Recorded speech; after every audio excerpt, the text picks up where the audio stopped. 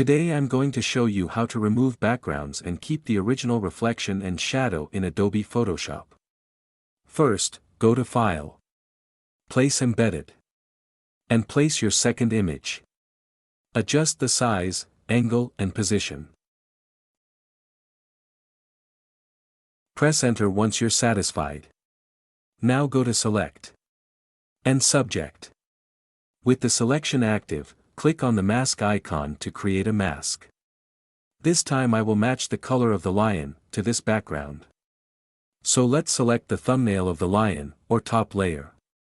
Then right-click and rasterize layer.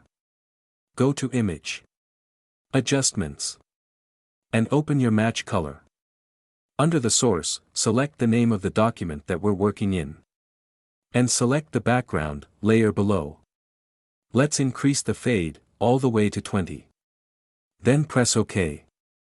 Now let's make a copy of the lion layer by pressing Ctrl J. Then select the bottom duplicates layer mask. Press Ctrl I to invert. And change the blending mode from normal to multiply. Click on the adjustment layer icon, then create a new levels. Click on the clip to layer icon. In this levels, drag the two top right sliders to the left, to control the intensity of the reflection and shadow. Now open your brush tool from the toolbar. Select the mask. Make sure foreground color is black. And just paint these reflection, to remove the excess background.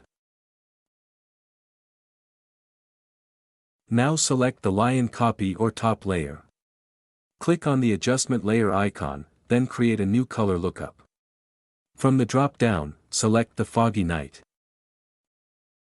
I'll decrease the opacity all the way to 50%. And that's it for today. Thanks for watching.